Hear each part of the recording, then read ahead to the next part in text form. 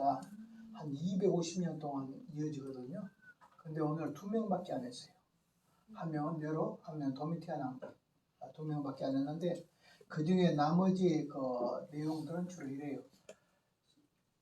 로마 제국 전체에서 박해한 것이 아니라 지역적으로 이쪽 로마에서는 박해했는데 제국 안에서는 좀 덜하고 또 계속 박해하기도 하고 또 박해가 좀 뜸하기도 하고 이렇게 하면서 총체적인 의미에서 10대 관계 한 250년 동안 박해를 했다는 것이지 막 이렇게 네로 때처럼 도미티안처럼 막 이렇게 해서 아주 심각한 그런 박해가 전적으로 다 이루어졌다는 뜻은 아니에요.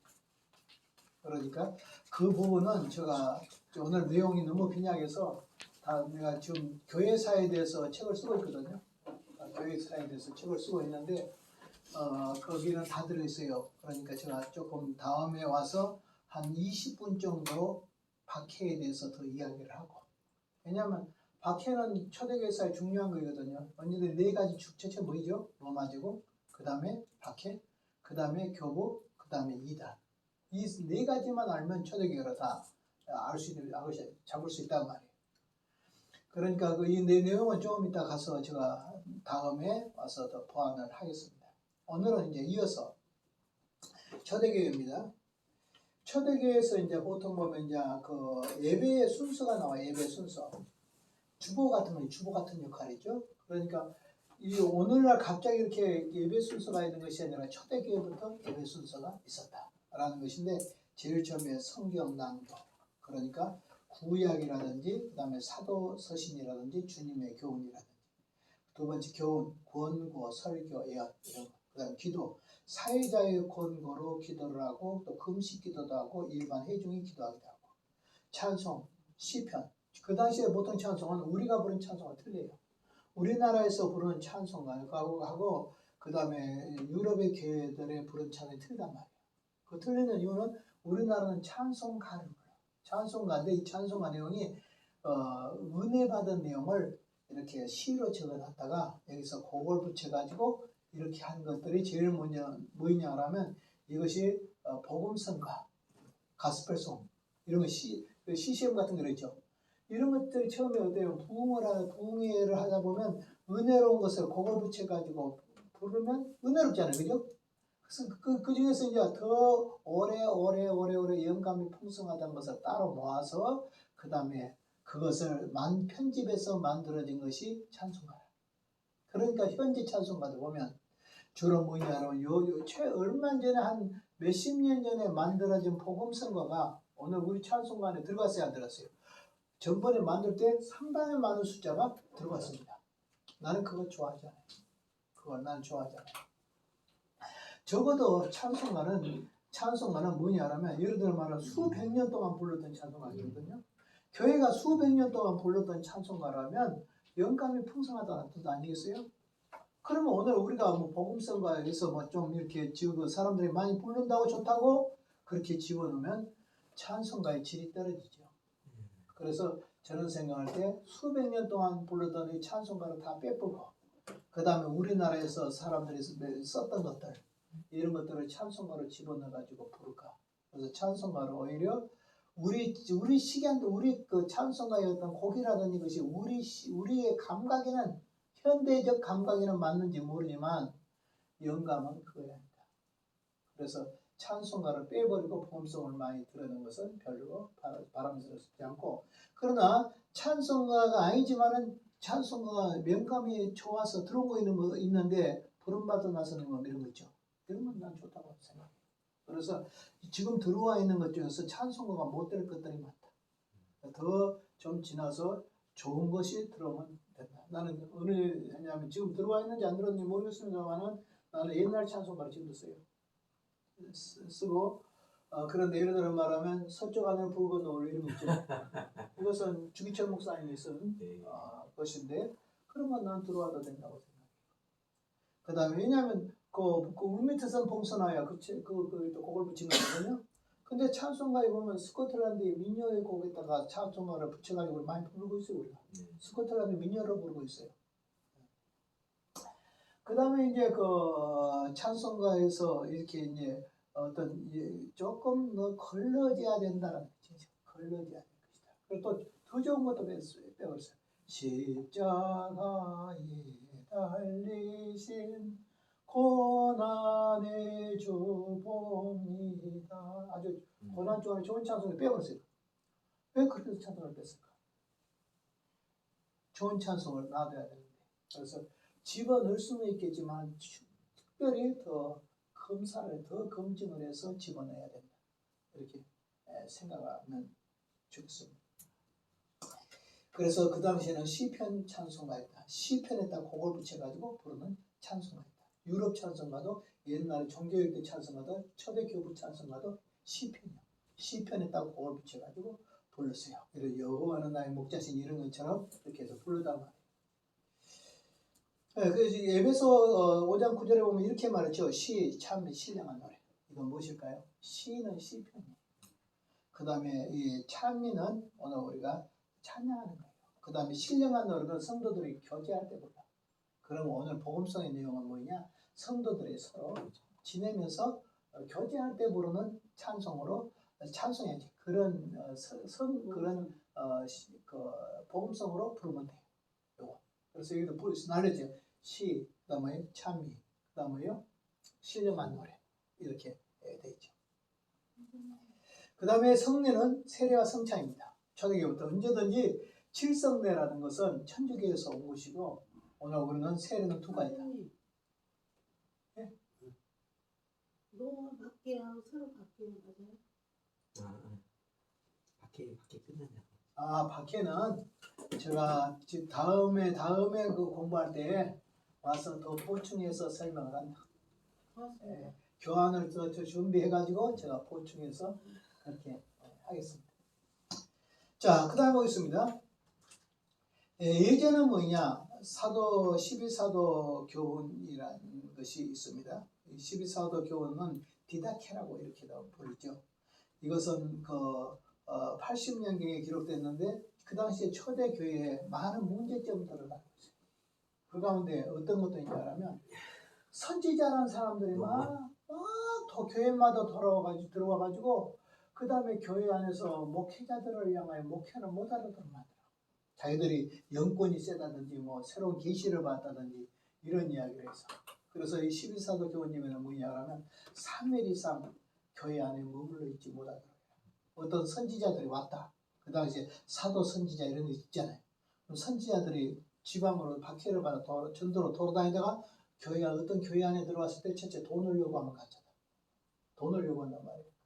두 번째는 오래 머물러서 피해를 주면 가짜다. 교회에 피해를 주면. 그래서 사흘 이상 머물지 마라. 그 당시에 이런 것들이 있어요. 그래서 12사도교 디다케라고 이렇게 부르는 글들이 있습니다. 이것이 80년경에 기록했으니까 성경을 이제 완성이 돼간 무렵에 오늘 여기에 나왔던 그런 책들입니다. 그 다음에 이제 어떻게 했냐면 세례입니다. 세례는 3번 침수, 그 다음에 병자나, 그 다음에 물이 없을 때 이렇게 물을 뿌려서 한대. 물을 뿌리다 하면 3번 침수라고 물에다 닦는 거, 3번 닦는 거. 침례죠, 침례. 침례 세례도 그 당시에 있었다라고 하는 겁니다. 그런 병자들한테는 물에다 못 닦잖아요. 그러니까 위에 뿌리기도 하고. 그래서 세례 형태는 3가지입니다. 잠근다. 이건 침례예요. 그 다음에 물을 떠가지고 부어. 쪼르륵. 이건 세례요 아니 예수님 앞에 세례를 할 때 그런 세례라고 해요. 요단강에 깊지 않았기 때문에 바로 잠글 수 없기 때문에 물을 떠가지고 이렇게 붓는 거, 머리에다 물을 붓는 거. 그 다음에 요즘 하는 거지. 물에 그리스도다 물을 담아가지고 뿌리는 거. 이렇게 적셔서 뿌리는 거. 어느 것을 하든지 상관이 없습니다. 세례는 구원의 도구가 아니고 구원받은 증표입니다. 그러니까 세례를 받지 않았다 할지라도 오늘 천국 간 데는 지장 없습니다. 오른편 강도가 세례 받나요? 그렇지 않잖아요. 바울도 말하기를 내가 세례를 주려 한 것이 아니라 복음을 전하려 왔다. 그런데 세례는 줘야 됩니까? 안 줘야 됩니까? 줘야 되죠. 예수님께서도 세례를 받으셨고 마지막 지상 명령이 뭐죠? 너희는 모든 족속으로 아버지와 아들과 성령의 이름으로 세례를 주고 내가 분부한 모든 것을 가르쳐 지키게 하라. 그러니까 세례를 줘야 되겠죠.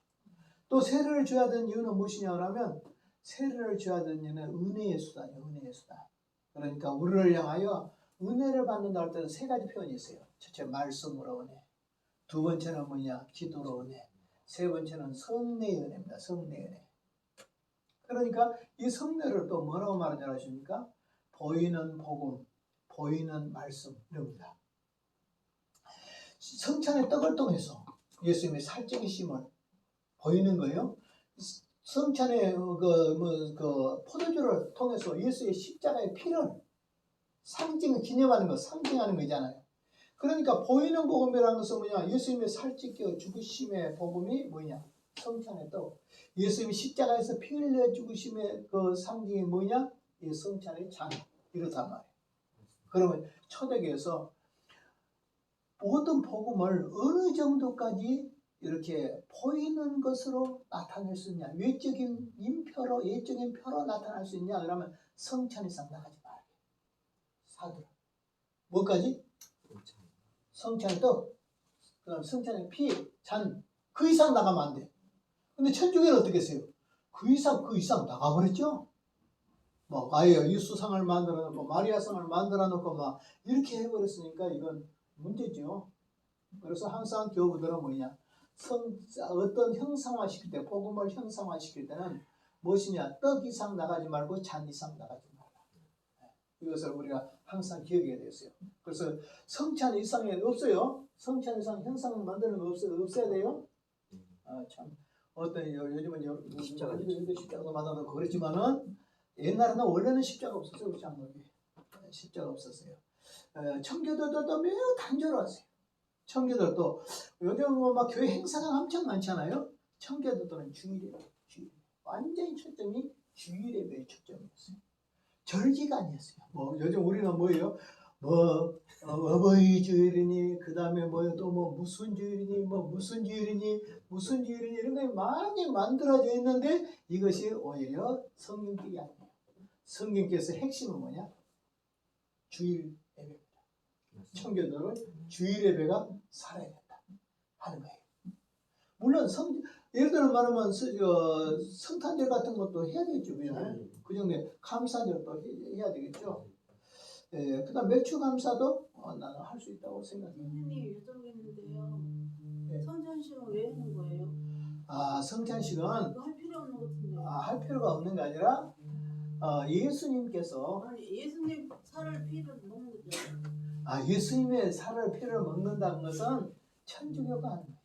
그것을 화채설이라고 해요. 근데 예수님의 피를 먹고 마신다라고 이렇게 예수님이 진짜 피로 천주교는 이렇거든요.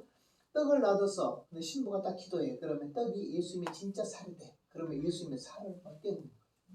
그 다음에 성찬의 잔을 놔둬. 기도해. 그러면 성찬의 잔가 예수의 피가 된 거예요. 그러면 예수의 피를 마셔. 그러니까 기도하면 피로 하고 그 다음에 살로 변한다라고 하기 때문에 화채설이라고 해요. 근데 그 미신이에요. 그렇게 하면 절대 안 돼요. 아니 예수님 오시면 어떻게 해요? 뭐예요? 살과 피를 먹으면 어떻게? 예수님. 살과 피를 먹는 거 아니라 우리는 기념하는 거예요. 기념이라도요. 기념이라도 그렇게 나. 기념은 성경에 써있어요. 이를 행하여 기념하라.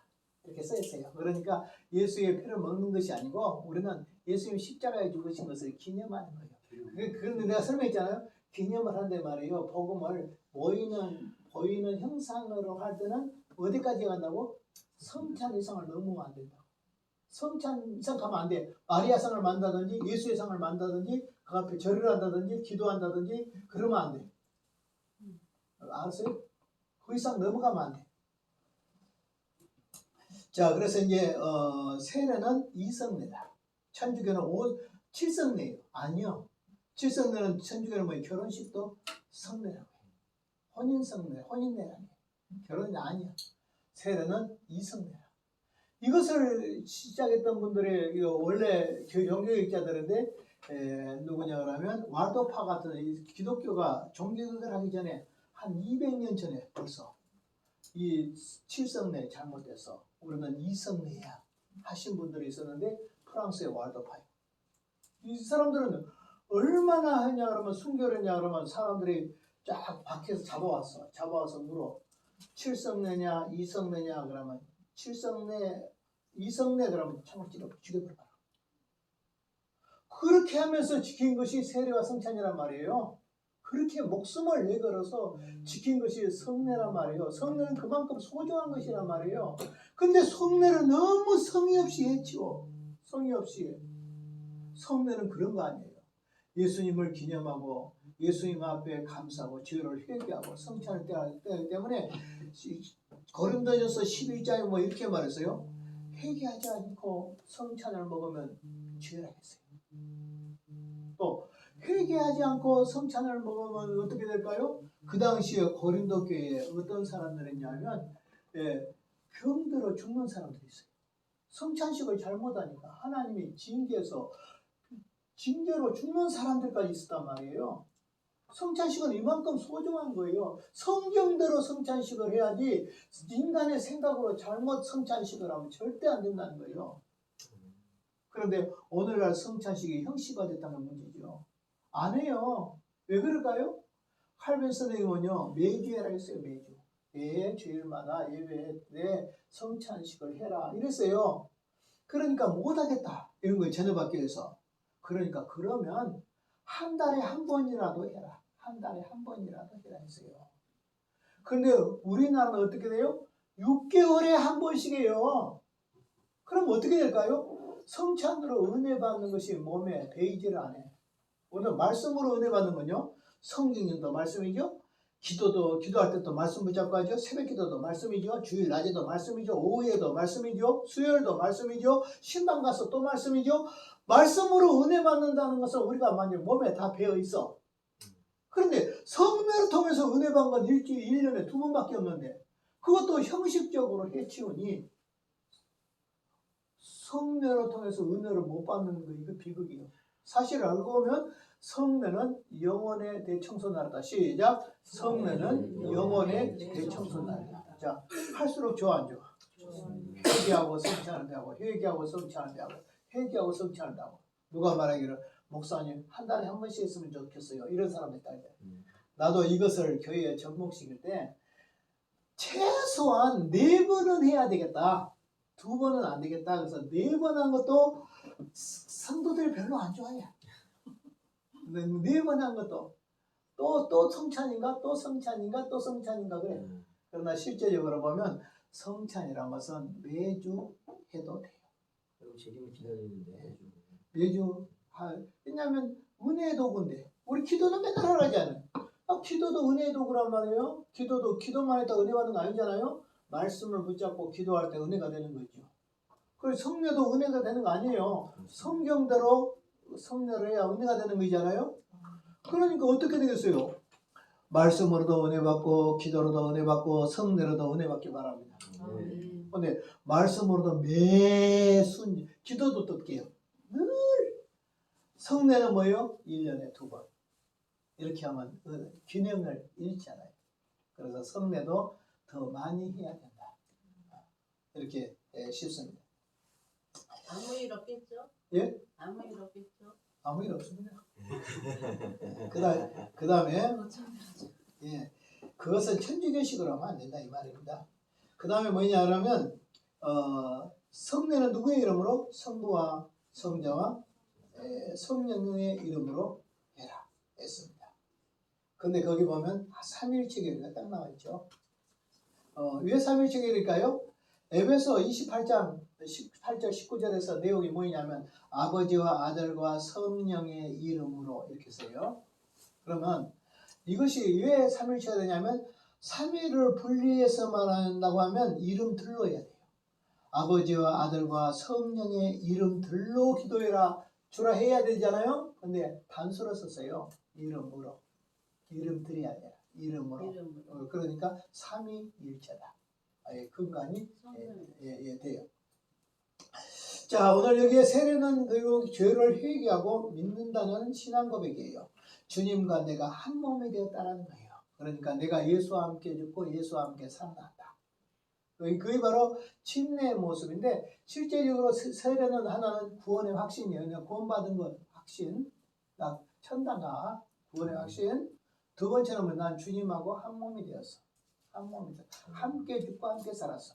그리고 세 번째는 뭐냐면 세례식은 무엇과 같냐면 내 영혼, 내 옛사람에 대한 사망 신고 날이에요. 사망 신고. 그리고 새 사람에 대한 출생 신고예요. 그러니까 내가 사람들 앞에 나는 옛사람 죽었습니다. 침대 올 때 물속에 들어가잖아요. 난 죽었어요. 물 밖에 나왔죠? 난 새로 태어났습니다. 그런데 세례 받고 나면 다 죽어야 되잖아요. 근데 살아서 돌아다니죠. 그럼 부활했든지 그것이 덜 죽었든지 그것이잖아요. 그러니까 우리 옳게 세례를 받으면 어떻게 되겠어요? 세례를 받자마자 변화의 삶이 일어나요. 제가 놀라운 것은 초대교회의 노예 생활이라는 그 글에 제가 썼는데 필립 사프 박사의 그 교회사에 보면 이런 내용이 나와요. 어떤 사람은 주인이 세례를 딱 받았어요. 근데 그날 노예 35명을 풀어줘. 노예는 재산이잖아요. 그 당시에 노예는 걸어다니는 부동산이에요. 노예가 많을수록 부자예요. 그런데 노예를 갖다 어떻게 해요? 자유인으로 만들어줘. 세례를 받자마자. 이런 변화가 어디가 있어요? 우리들 같으면 세례 받고 난 뒤에 주여 더 노예를 많이 주십시오. 이렇게 해야 되는 거 아니에요? 근데 그 사람들은 세례를 받자마자 35명을 풀어준 기록이 나와요. 많이 풀어준 사람은 1800명까지 노예의 노예의 그 명단에서 제외시켜요. 물론 그렇게 했다고 자기 집을 떠나진 않겠죠. 그렇지만 노예의 신분에 자유인의 신분으로 만들어요. 세례를 받자마자 세례 받는 것이 오늘날처럼 뭐 학습받고 세례 받는 그건 아니잖아요. 초대교회는 그냥 믿자마자 세례 받는 거잖아요. 그러면 예수를 믿자마자 그렇게 변화되는 삶이 따라왔다라는 거예요. 우리는 장로가 돼도 안 변하고 목사가 되면 더 안 변해. 옛사람으로 더 돌아가 버려. 그러니까 우리가 째깨니 미안한 게 아니라 솔찬히 미안하고 하나님 앞에 경상도 말로 하면 억수로 미안하고 전라도 말로 하면 겁나게 미안해야 돼. 우리의 삶이 죄송하게 얘기해야 돼. 세례를 받은 지가 몇 년이나 됐어요. 아마 30년도 더 됐는데 도대체 세례 받을 때보다 더 믿음이 자라나지 않는 것은 옛사람이 그 당시에 안 죽었던지 두 번째 부활했던지 그렇지만 덜 죽었던지 우리들이 한번 생각해보면 되겠죠. 자, 그래서 초대교회는 구원의 증표로 옛사람은 죽고 새사람으로 태어났다. 나는 주님과 함께 죽었다. 함께 살아났다. 그래서 옛날에 이기선 목사님이라고 우리 옥중성도 한상동 목사님이나 중철 목사님이나 같은 동료이셨던 이기선 목사님은 뭐라고 말했냐 하면 이렇게 말했어요. 예수 십자가 내 십자가, 예수 부활 내 부활, 예수 성천 내 성천, 그 다음에 예수 천당 내 천당. 믿습니까? 네. 우리가 예수 믿고 예수가 하나 됐으니까 예수님의 은혜로 뭐예요? 예수님이 죽을 때 나 죽었어요. 예수 십자가 내 십자가요. 예수 부활했어요. 나도 영원히 새로 태어났습니다. 거듭났습니다. 예수 부활이에요. 난 내 부활이에요. 예수 성천이요. 내 성천이에요. 예수님의 예수 천당이요. 내 천당이에요. 맞습니다. 그렇죠? 항상 오늘 우리는 주님처럼 돼야 돼요. 네. 주님을 닮아가야 됩니다. 닮아가야 돼요. 얼마나 닮았을까요? 여러분 예수님 얼마나 닮았을까요? 10%. 십자가에다 성기려면 막 멱살 잡고 싸워보고 내려와요. 어느 날 내 친구 목사님하고 어디를 갔는데 앞차가 뭐 빵빵을 잘 안 가. 그러니까 막 탁 차에서 내려가지고 막 성질이 나가지고 막 포스로 가더라고. 나이가 70이라도 막 안 변해. 그건 우리 친구 목사님만 그런 거냐. 나도 그래. 성질 나봐. 하늘에도 땅 안에도 아무것도 안 보여.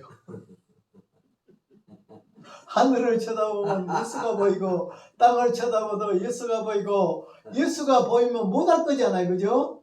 근데 예수 믿은 사람도 못할 말이 없고 못 갈 데가 없고 못 먹을 것이 없고 못할 일이 없게 되버리면 어떻게 되겠어요? 범사에 예수 바깥에 사는 사람이고 예수와 관계없이 우리가 살아가는 거죠. 입으로만 그냥 주야 할렐루야 감사합니다. 성질만 하면 그냥 감사도 가면 오해가 듣고. 아이고. 그래서 초대교회는 이렇게 세례를 받을 때 바로 구원의 증표로 그 다음에 예수를 믿는다는 신앙 고백으로 그리스도와 연합으로 옛사람은 죽고 새사람이 태어났다는 의미로 한다. 그래서 제가 실제적으로 보면 목사님들이나 여러분들이 성경을 몇 장 맨날 그것만 가지고 세례를 해, 그 설교를 해요.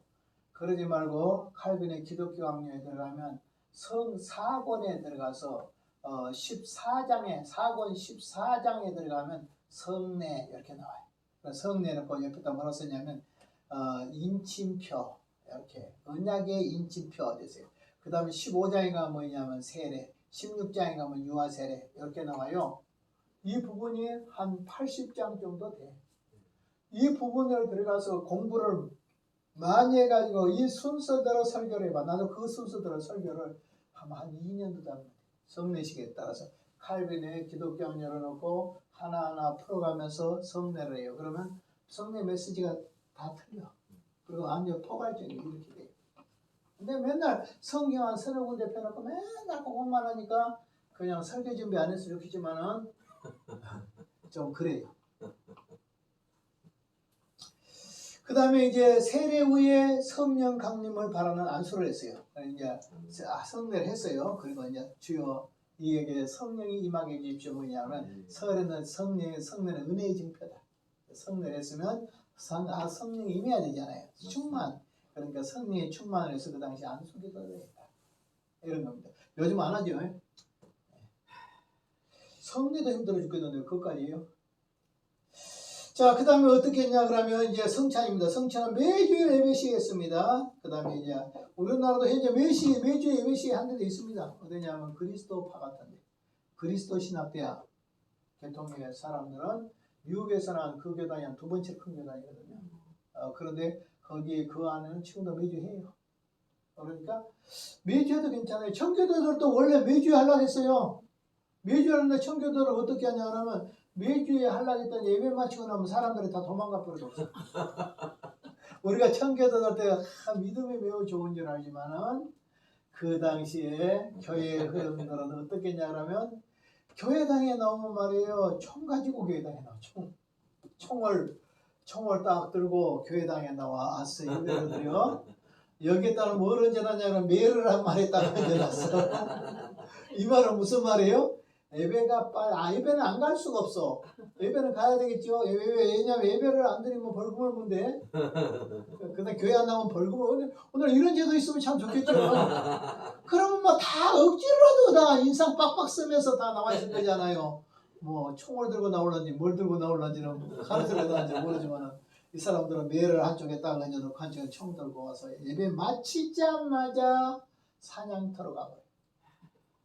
여자들은 어떻게 했냐 그러면 교회 나오기 전에 며칠을 굶고 그 다음에 그 파티복을 탁 차려입고 막 몸을 쫄아가지고 쫙 당겨가지고 쫄아가지고 이렇게 해서 딱 예배를 드리자마자 파티장으로 다 놀러가버려. 성찬식을 하려면 사람들이 한 개도 안 남아서 다 가버려. 초대교회 그 주일에 대한 개념 이런 것들이 무너진 것은 청교도 때도 무너졌어. 그럴 때는 하나님의 역사가 없었어요. 근데 이때가 이때야. 그때가 이때라. 지금 이때가 가장 주일이 많이 무너진 날이 바로 오늘. 자, 그 다음에 이제 기도한 후에 떡과 잔을 받았다. 이렇게 되고 세례 받은 자만 오늘 성찬에 참여했다. 이렇게 했습니다. 축제는 뭐냐? 부활절. 그다음 동방에서는 유대인의 부활절이 니산월 14일.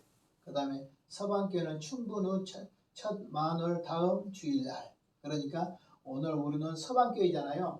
서방교회니까 춘분 지나서 첫 만월이 지난 다음 날이니까 지난주가 부활절이죠. 이렇게 해서 그런 식으로 부활절을 이렇게 해놔요. 그냥 아무 때나 부활절 하는 거 아니에요.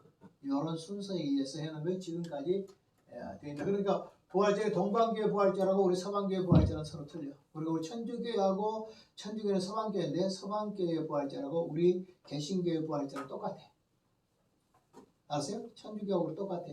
왜냐하면 서노마 지역의 교회 영리한 서방교회니까 우리도 서방교회에서 나왔잖아요. 그러니까 오늘 그 어떤 것이 같은 점이 상당히 많아. 성령에 대해서도 같아. 천주교하고. 동방은 뭐라고 말하냐? 정교회는 성부로 하나님으로부터 성령이 나왔다고 이렇게. 근데 천주교나 우리는 어떻게 했냐면 성령은 성자로 통하여 오늘 우리에게 이렇게 이제 나오셨다 이렇게 해요. 그래서 성부가 바로 나온 게 아니라 성령을 성자를 통해서 이렇게 우리에게 주인다. 성부와 성자에 의해서 우리가 성령이 오늘 나왔다. 맨 처음 삼위일체 하나님이 자, 맨 처음 하나님이 한 분이시잖아요. 한 분이죠. 그 안에 삼위가 나눠지죠. 첫째는 뭐예요? 1위는 성부, 2위는 성자, 3위는 성령이잖아요. 그런데 이것이 이제 구별이 될 때 그래 성령 발출세라 그래요. 필라오케 논쟁이라 이런 논쟁 보고. 그래서 제일 먼저 누가 나와요? 성부하나님 계시죠. 성령 하나님 한 본체 안에 제일 먼저 누가? 성부 하나님 나와요. 구별이 돼요. 그 다음에 성자는요 성부에 의해서 낳으시고 그래. 여기 성부에서 낳으셔서 성자가 나와. 그 다음에 성령은 어떻게 돼? 성부와 성자를 통해서 성령이 나와. 이것이 그래서 삼위가 나와.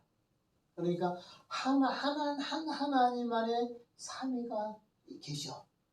이것이 합하면 하나님이면서 삼위가 계신 삼위일체설이 여기 나와. 이거 이제 본체론적 사무있어요. 자, 그 다음에 이제 쭉 보겠습니다. 그 다음에 이제 부활절이 있고, 그 다음에 사순절이 있어요. 40일. 이것도 우리가 상당히 보면 천주교적 개념이 많아요. 또 사순절 하면서 막 이렇게 하는데 그럴까? 그 다음에 뭐 고기 먹으면 안 된다. 이렇게 해요. 어떻습니까? 사순절 기간에는 고기 먹지 말아야 될까요? 생선을 먹지 말아야 될까요? 육고기를 먹지 말아야 될까요? 우리가 어떻게 천주교로 다시 돌아가려니까 경건한 사람은 이때는 고기도 안 먹는다고 이렇게 생각하면 그건 안 돼요. 옛날에 이것 때문에 종교육자들이 큰 일을 벌였는데 그 당시에 고기 먹으면 큰일 나. 그런데 쭈빙글리가 그냥 친구들하고 그냥 소세지를 먹어버렸어. 그래가지고 난리가 났어. 소세지 사건. 오늘 지금 생각하면 좀 아무것도 아닌 것이죠. 그 당시에 예, 천주교에서는 고기를 먹으면 안 된다 그랬는데 소세지를 먹었습니다. 자, 그 다음에 이제 어떻게 됩니까? 부활 오순절, 승천일 오순절, 그 다음 초대교회 생활, 영적 감화가 컸다. 직접 하나님과 교통하며 능력을 받았다. 또 병을 고치고 귀신을 쫓아내는 역사가 일어났다. 자, 오늘날도 병을 고치고 귀신을 쫓아내는 역사가 일어날 수 있을까요? 없을까요? 근데 이것이 일어나지 않는다라고 하는 사람도 있어요. 그것을 뭐라고 말하냐면 은사 중지설이다. 성경을 기록한 사도시대에만 이것이 있고 지금은 없다.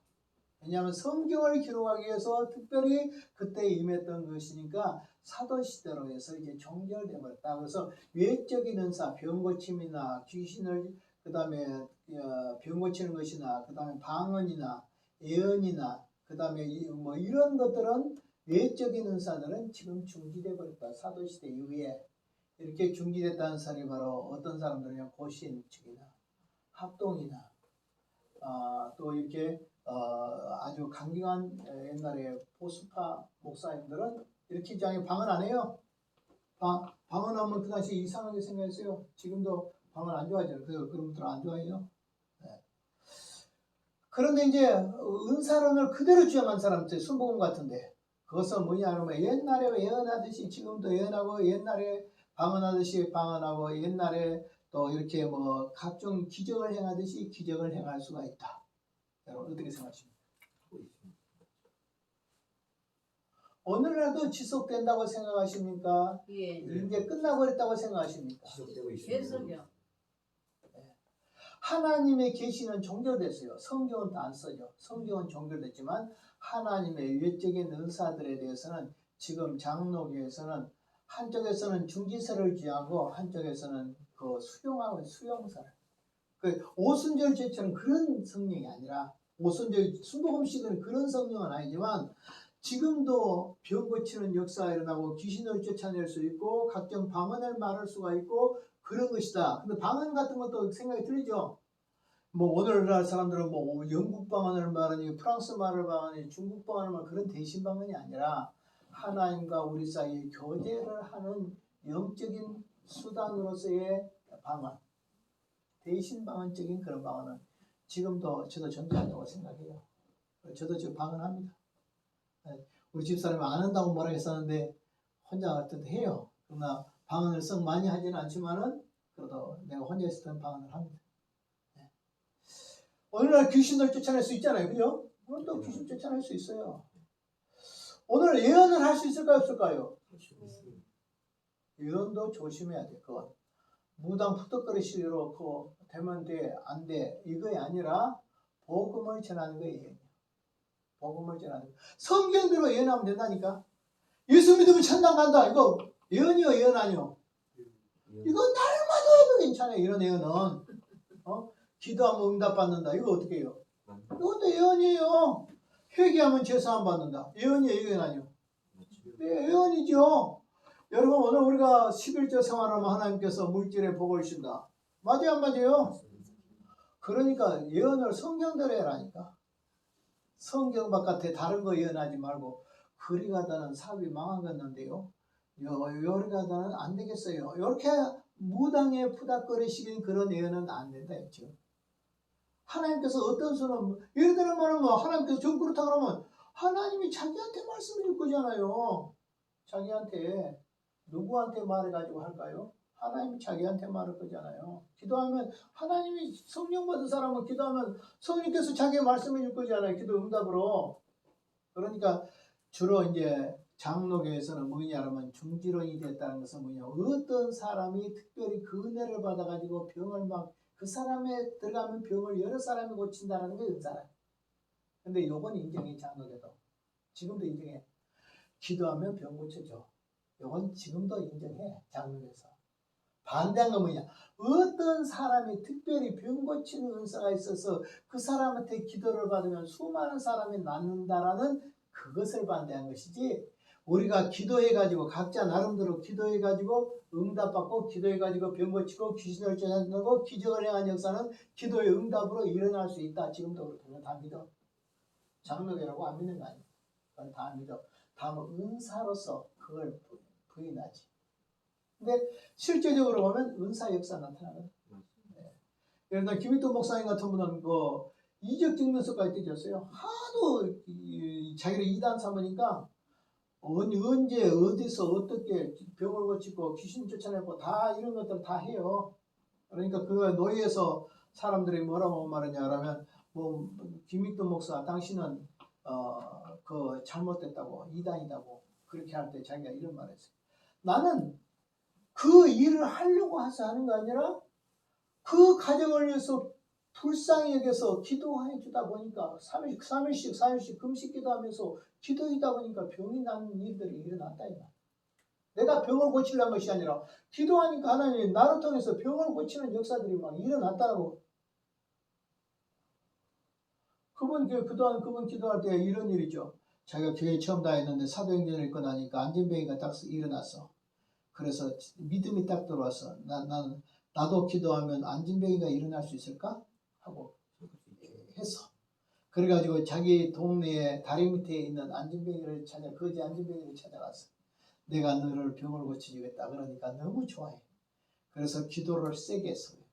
비가 온 날 다리 밑에 가가지고 손을 잡고 한참 기도했고 나사렛 예수 그리스도의 이름으로 일어나 걸으라! 하고 딱 했더니 일어나 쳤더니 사람이 저쪽으로 날아가 버렸어. 그리고 아이고 나 죽네 아이고 나 죽네 그러면서 막 살려달라고 난리야. 다시는 못 만지게. 왜 성경에서는 고쳤는데 왜 나는 못 고쳤지? 그래가지고 다음에 또 가서 기도했어. 얼마 전 기도하다가 이번에는 또 찾아갔어. 찾아가서 이번에 내가 고쳐줄 테니까 하자 그러니까 절대 안 온대. 이번에는 꼭 고쳐줄 거야. 그래, 교회로 가자. 교회로 안진뱅이를 엎고 가지고 교회 바닥에 눕혀놓고 막 기도를 엄청나게 세게 했어. 그래가지고 손을 딱 잡고 나사렛 예수 이름으로 일어나 걸어라 하니까 사람이 일어나서 걸어가 버린 거예요. 따라합시다. 한 번 되면 늘 된다. 시작. 한 번 되면 늘 된다. 그냥 그 믿음. 네. 아멘했다가 조영계 목사가 말하는 목숨을 걸으라는 것처럼 우리가 진짜 아멘하고 예수의 이름으로 할 때 목숨을 걸고 하나님께 기도하면 하나님께서 필요할 때 아무나 일어나는 거죠. 하나님의 뜻에 의해서 하나님의 역사에 의해서 성령의 역사에 의해서 나를 통해서도 하나님의 역사가 일어날 수 있다. 있다. 지금. 그러니까 은사가 지금도 있다 없다. 비싸요. 칼빈 선생님도 내적인 은사는 다 있다고 했어요. 지금도. 지금 예를 들어 말하면 영분별의 은사, 믿음의 은사, 지식의 은사, 그 다음에 능력을 행하는 은사, 그 다음에 그런 역사들은 지금도 있다.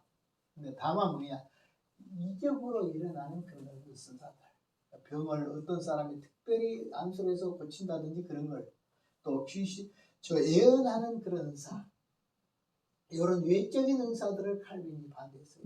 내적인 은사를 그대로 전수되고. 그러나 그 당시에 그런 것들을 이단들이 너무 많이 사용했어. 그래서 이단들이 방언을 너무 많이 했어. 그래가지고 방언은 사탄의 말이다. 여러 가지 말을 했어요. 있어요. 제가 그것도 봤어요. 그런데 지금은 틀리다 이 말이에요. 지금은 이미 교회 안에 은사 운동이 활발하게 일어나고 있고, 지금도 은사를 행한 사람들 중에서 믿음이 좋은 사람들이 얼마든지 많이 있고, 그래 지금도 하나님의 역사, 은사로서의 역사가 지금도 일어날 수 있다. 그러나 오순절주의적인 그런 은사가 아니다. 성경적인 은사들은 지금도 일어난다. 이렇게 생각이 됩니다. 동의되시겠어요? 아니요?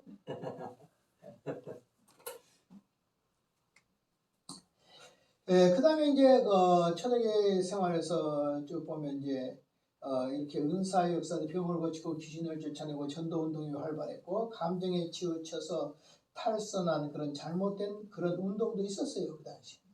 또 그리스도의 재림에 대한 확신을 가지고 있었고, 고난을 인식하고 박해와 싸울 힘이 생겼고, 피신하고 정치적 혁명이나 어떤 사회의 개선에 대해서는 상당히 태만했던 것 같아요. 이런 것도 있어요. 데살로니가 교회들은 주님의 재림을 너무 사모한 나머지 일을 했어요, 안 했어요? 책임을 안 했지. 사회적 책임을 안 졌지. 그 맨날 바치는 것만 먹고 살았겠지. 서로 재산 팔아가지고. 그러면 팔아서 먹고 팔아서 먹으면 한계상 나오지, 바닥 나오지 않아요. 좀 있으면. 그러니까 바울이 뭐라고 말했어요? 일하기 싫거든 먹지도 마라. 절에 중들이 일을 잘 안 한대요. 그런데 옛날에 가난농고등학교 김영기 장로님이 사찰에 가가지고 강의를 했대요. 그랬더니 나중에 부처를 만들었는데 호미를 든 부처를 만들었대. 일하는 부처. 우리는 열심히 일해야 돼, 안 해야 돼요? 해야 되죠. 우리는 돈도 벌어야 되죠. 그러나 돈의 노예가 되면 안 되지. 일의 노예가 되면 안 되지. 그러니까 오늘 우리가 열심히 이것도 하고 저것도 하고 이렇게 살아야 되겠죠. 자, 그 다음에 뭐예요? 그 다음에는 보면 이제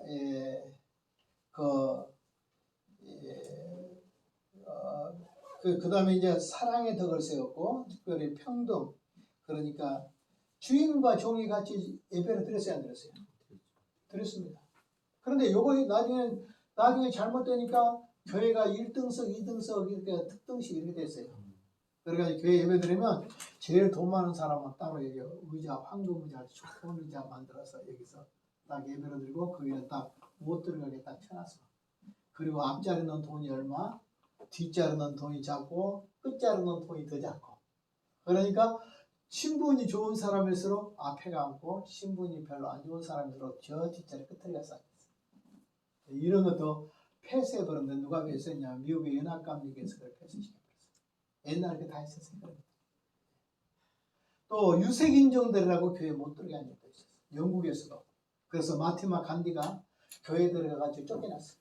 교회 들어서. 이 시커먼 놈이 어디 교회 안에 들어와? 우리 백인들이 들었는데 어디 감히 느긋느긋 들어 나가. 그래가지고 예수 그리스도를 좋아했는데 결국 기독교를 못 믿고 돌아서 버려서 세상으로 가버렸지. 그래서 영국 감리교와 마티마 간디가 만약에 들어왔다라고 한다 그러면 감리교 부흥에 엄청난 역사가 일어날 것인데 결국 그 사람을 쫓아낸 것이 바로 부흥을 막았다라고 해가지고 죄를 회개하고 감리교에 의해서 죄를 회개하게 돼 있었어요. 자, 사람 차별하면 돼야 안 돼? 안 돼요. 근데 교회는 차별할까 차별하지 않을까? 어떤 사람이 하나 딱 왔어. 한 달에 400만 원씩 원금해. 그러면 저 뒤에 앉으시랄까 앞자리에 앉으시랄까 아무 자리에 앉으시랄까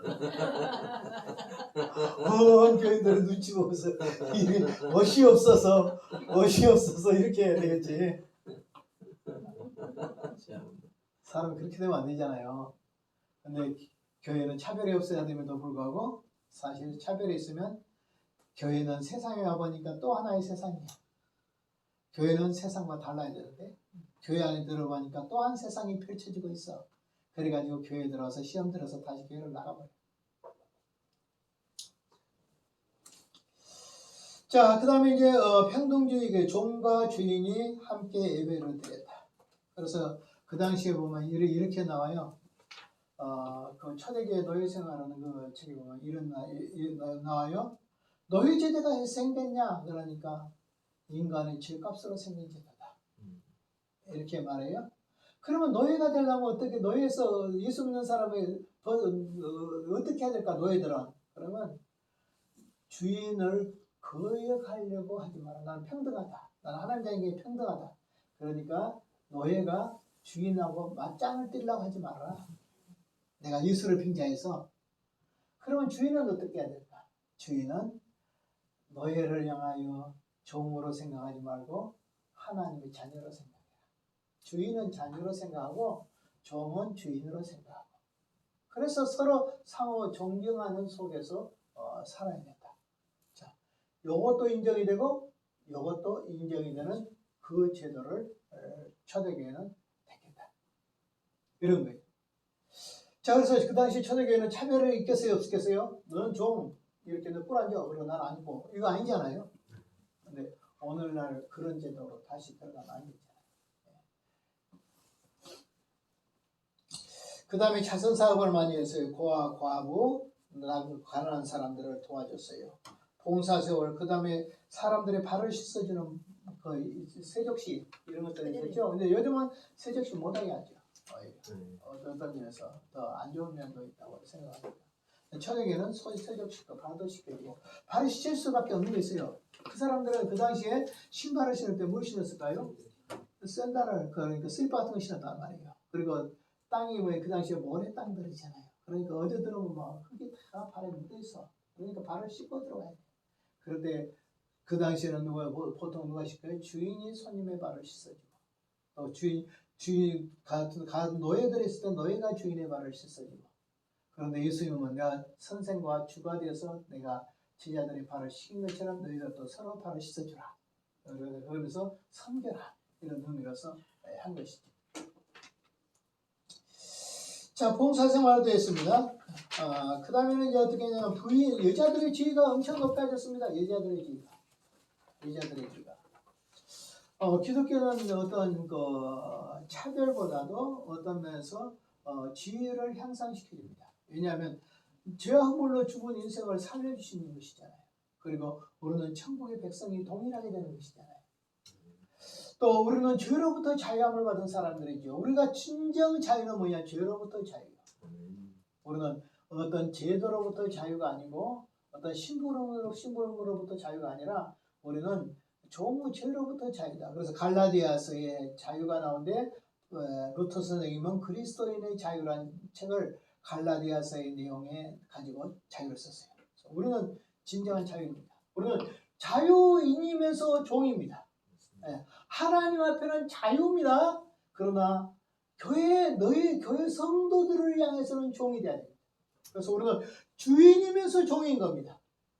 아셨어요? 우리는 누구요? 당당한 주의라 하지 않고 친구라 했잖아요. 예, 당당한 주인이에요. 주인이에요. 그러면서 우리는 어떻게 해요? 자원해서 뭐 돼요? 종이 되는 겁니다. 종. 그래서 늘 루터가 말한 것처럼 오늘 우리는 뭐냐면 주인이면서 우리는 종이다. 이걸 항상 가져야 돼요. 그래서 다른 사람을 할 때는 뭐라고 말해요? 내가 주인이야. 그러면 안 돼요. 내가 당신의 종입니다. 그리고 또 어떻게 해요? 그러면서 난 또 한편으로는 뭐예요? 나는 자유입니다.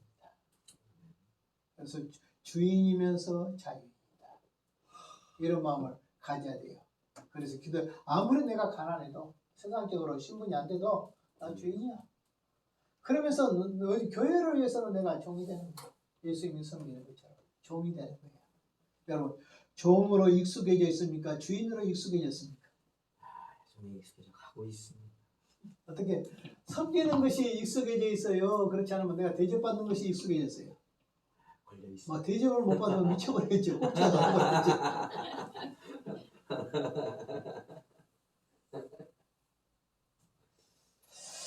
자, 그렇습니다. 그래서 이제 부인의 지위나 이런 신분의 지위가 교회에서는 상승됐다. 그래서 우리나라에서 제일 먼저 백정이 의사가 된 사람도 있습니다. 병원에 의사가 되고 백정이 또 목사가 되고 그런 사람들도 있습니다. 백정은 시집 갈 때도 가마를 못하더만요.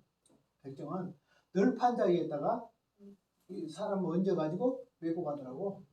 그러니까 시집 갈 때도 가마도 못한 사람들이 백정들이에요. 근데 백정 출신들이 나중에는 어떻게 되냐, 선교사들이 와서 그들을 의사로 키울 때 백정들도 의사로 고용해서 의사가 되기도 해요. 또 그 사람들도 백정들도 목사가 되겠어요, 안 되겠어요? 되죠. 오늘 또 좀 몸에 장애가 있어요. 목사 못 됩니까? 되죠. 우리 동기도 혹이 이렇게 나 있는데 여기도 목사님 되십니다. 자, 그 다음에는 뭐냐면 순결의 덕을 갖습니다. 일부 일처제입니다. 독신장려도 했습니까? 안 했습니까? 독신장려도 하기도 했지만 누구든지 혼자 살아야겠습니까? 그렇지 않으면 마귀가 시험에 드니까 시험하시니까 둘이 살아야겠습니까? 결혼해야죠. 혼자 살려면요 은사를 받아야 살아요. 특별히 은사를 받아야 살지 못 살아요. 그리고 이 거친 세상에서 혼자 살도록 세상이 가만 놔두지를 않아요. 그러니까 내 의지와 관계없이 혼자 못 살아. 이 세상. 그래서 같이 살아요. 같이 살아야 시험에 안 들어. 나도 우리 집사람 있을 때 내가 몸가짐도 조심하고 그러지. 내가 혼자 있으면 뭐 생각이 내 맘대로고 그 다음에 뭐 또 되게 여러분도 느껴지고 막 요거 보니까 막 하나도 영적으로 도움이 안 되더라고. 그러다 불꽃 같은 아내가 있으니까 내가 이런 마음 먹으면 안 되지? 이렇게 살면 안 되지? 그러니까 조심하지. 내가 혼자 산다 그러면 들어간 것도 내 맘대로 들어가고 나온 것도 내 맘대로 들어가고 먹는 것도 내 맘대로고 내 자유 그러지만 나중에는 마치 뭐냐 하면 소가 꽃비에 매여 있을 때는 이 꽃비만 빼면 내가 자유다 그렇게 생각해요. 그래서 따릅시다. 아내는 남편의 꽃비다. 시작. 아내는 남편의 꽃비고 말뚝이다. 예. 아내한테 매어져 있으니까 눈치를 못 봐가지고 이 아내만 없으면 내가 사방을 돌아다니겠는데 이 아내가 어느 날 없을 때 없는 순간에 자유다라고 싶은데 하루만 지나가 봐. 그때부터 막 불편이 막 찾아오고 힘든 일이 찾아오고 막 그래. 이거 혼자 살면 큰일 나겠구나. 막 이런 마음이 들어. 몰라 나만 그런 거. 우리 장로님은 안 그러시고 모르지만 그렇습니다. 그러니까 참 서로를 메고 있어. 서로를 메고 있어. 자, 그 다음에 이 금욕주의를 많이 했어요. 어떤 사람 육식을 하는 사람들도 있었습니다. 그 당시에 또 음란을 방지했습니다. 그 다음에 범죄에 대한 경계를 했어요. 개인적으로 죄를 지으면 개인적으로 충고. 그 다음에 두세 사람의 이름으로 충고. 그 다음에 교회의 이름으로 충고. 교회 이름을 듣지 않을 때는 이방인과 세리처럼 끝나버려요. 그러니까 항상 어떤 사람이 죄를 지을 때 제일 먼저 개인적으로 해야 됩니다. 이거 안 하고 하면 안 돼요. 그러니까 개인적으로 찾아가서 그 본인의 죄를 말하면서 그 죄를 잊지 말고 회개하고 해서 말을 들으면 그걸로 끝나야 돼. 그걸 누가 이런 죄를 지었다 그러면 안 돼. 절대 그건 말하면 안 돼. 그 개인의 죄를 누가 이야기하면 절대 안 돼. 그건 개인적으로 말해도 안 들어. 그러면 사람을 두세 명을 그 본 증인들이나 이런 사람을 데리고 와서 권면해. 들으면 괜찮아. 그걸로 끝나. 그래도 안 들어. 안 들으면 이제 그때 교회의 이름으로는 교회에서 치료를 해. 그래가지고 어떻게 한다? 세리처럼 버려.